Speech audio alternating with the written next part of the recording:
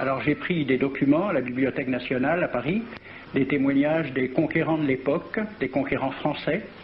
D'abord, des extraits du bréviaire que l'on avait remis aux officiers et soldats qui s'en allaient en Afrique. Cela s'appelait « Aperçu historique, statistique et topographique sur l'état d'Alger ». Voici quelques-uns de ces extraits. Ces contrées sont des terres vacantes, abandonnées aux mauvaises herbes par la paresse et l'indolence des morts. Les femmes du pays sont livrées par la paresse des Arabes, qui passent toute leur vie à fumer, à la turpitude de mœurs extrêmement relâchées. Elles n'ont pas de religion. Beaucoup doutent qu'elles aient une âme immortelle et croient qu'elles ne sont faites que pour la reproduction. Le climat aidant, les femmes sont nécessairement disposées au plaisir. Alors, allez-y, des terres vacantes et des femmes consentantes qui n'attendent que les soldats français. Et puis, à côté, j'ai vu d'autres documents qui marquent l'étonnement des officiers français qui débarquaient en Afrique. C'est Campagne d'Afrique en 1830 par un officier du corps expéditionnaire. Cette terre, qu'on avait présentée comme sauvage et inhabitée, est couverte de jolies maisons de campagne entourées de jardins. Toutes sont bâties sur des hauteurs dont les mouvements onduleux contrastent tout à fait avec l'aridité des côtes de Provence. La végétation y est superbe, et partout des sources et des courants d'eau fécondent la terre. Les fruits y sont en abondance, un grand nombre d'aqueducs amènent les eaux jusqu'à la capitale. Et le maréchal Bugeaud lui-même. J'ai reconnu que l'Algérie produit beaucoup de grains, une immense quantité de bétail. L'immensité des terrains ensemencés atteste l'existence d'une population beaucoup plus nombreuse qu'on ne le pensait. Le commandant Claude-Antoine Roset, dans Voyage dans la Régence d'Alger en 1833. Presque tous les hommes savent lire et compter. En France, on compte à l'époque 40% d'analphabètes. Ainsi, les soldats qui débarquent sont en général moins instruits que les sauvages qu'ils viennent civiliser.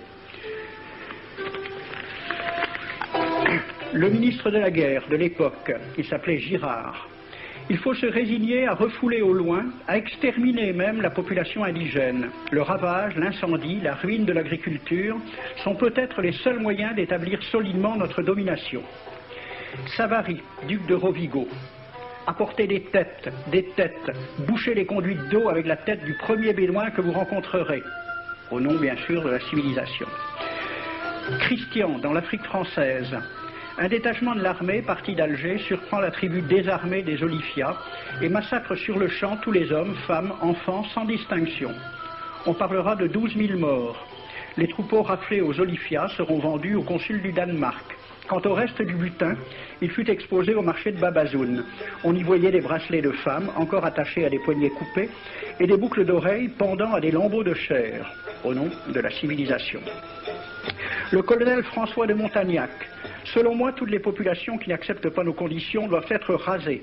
Tout doit être pris, saccagé, sans distinction d'âge et de sexe. L'herbe ne doit plus pousser là où l'armée française a mis le pied. Saint-Arnaud, il était commandant et c'était aussi un mari très attentionné. Il écrit à sa femme « Chère Louise, je suis bivouaqué par une chaleur de 40 degrés au milieu de 20 villages superbes qui ne se sont jamais bien soumis.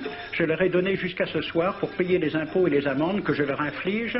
S'ils ne s'exécutent pas, j'enverrai 3 colonnes brûler tout. » En juin 1845, la tribu des Ouled Riha, chassée de ses douars par les détachements incendiaires du colonel Pélissier, se réfugie dans des grottes de montagne.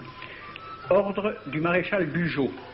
Si ces gredins se retirent dans leurs cavernes, imitez Cavaignac aux Béha, fumez-les à outrance comme des renards. Voici le récit d'un témoin, français bien sûr. Voir au milieu de la nuit, à la faveur de la lune, un corps de troupes françaises occupé à entretenir un feu infernal. Entendre les sourds gémissements des hommes, des femmes, des enfants et des animaux, le craquement des rochers calcinés s'écroulant. Le matin, quand on chercha à dégager l'entrée des cavernes, gisaient des bœufs, des ânes, des moutons. Parmi les animaux, entassés sous eux, on trouvait des hommes, des femmes, des enfants.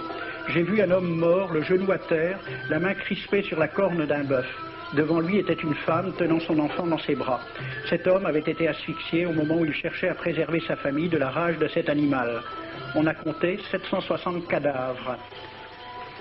Le 8 mai 1845, Saint-Arnaud découvre 500 Algériens qui s'abritent dans une grotte entre Ténès et Mostaganem. Saint-Arnaud ordonne à ses soldats de les emmurer vivants. Il écrit « Je fais boucher hermétiquement toutes les issues et je fais un vaste cimetière. La terre couvrira à jamais les cadavres de ces fanatiques. » C'est à peu près ce qu'ont dit les Allemands en massacrant le village d'Oradour-sur-Glane. Montagnac, toujours lui, le colonel. Voilà comment il faut faire la guerre aux Arabes. Tuer tous les hommes jusqu'à l'âge de 15 ans. Prendre toutes les femmes et les enfants. Vous me demandez ce que nous faisons des femmes que nous prenons? On en garde quelques-unes comme otages, les autres sont échangées contre des chevaux, et le reste est vendu à l'enchère comme bête de somme, toujours au nom de la civilisation. Nous rapportons un plein baril d'oreilles récolté paire à paire sur les prisonniers. Il contient même celle d'un de nos 58 gendarmes morts de maladie. 2 pièces de 100 sous ne sont pas à dédaigner. Le maréchal Soult, ministre de la guerre, répondant à des questions à la Chambre des députés. En Europe, un tel acte serait horrible et détestable. En Afrique, c'est la guerre même. C'est la guerre même, c'est du moins ce que dit le ministre français, mais en face, voici un décret pris par l'émir des Arabes, l'émir Abdelkader. Tout Arabe qui amènera vivant un soldat français recevra pour récompense la somme de 8 douros. Tout Arabe qui aura un Français en sa possession sera tenu de le bien traiter et de le conduire le plus promptement possible, soit devant le califat, soit devant l'émir lui-même. Dans le cas où le prisonnier aurait à se plaindre de mauvais traitements, l'Arabe n'aura droit à aucune récompense. À la lecture de ce décret, question d'un soldat algérien, quelle récompense pour un prisonnier vivant? L'émir répond 8 douros. Et pour une tête coupée, l'émir répond 25 coups de bâton sur la plante des pieds. De quel côté était la civilisation? J'ai donc fait ce film avec les citations et des dessins et gravures qui étaient à la Bibliothèque nationale à Paris, et j'ai proposé le film à la Ligue de l'enseignement pour qu'il soit projeté dans les lycées et collèges de France et de Navarre. La Ligue de l'enseignement l'a refusé avec cette appréciation. Quoique très correctement réalisé et basé sur des documents indiscutables, ce film va à l'encontre de toutes les idées qui servent de base à l'enseignement de la pénétration française en Afrique du Nord, ce qui rend sa diffusion impossible. C'était reconnaître que l'enseignement n'avait pas pour but l'éducation, c'est-à-dire l'ouverture vers la réalité, mais l'endoctrinement au service d'une idée politique.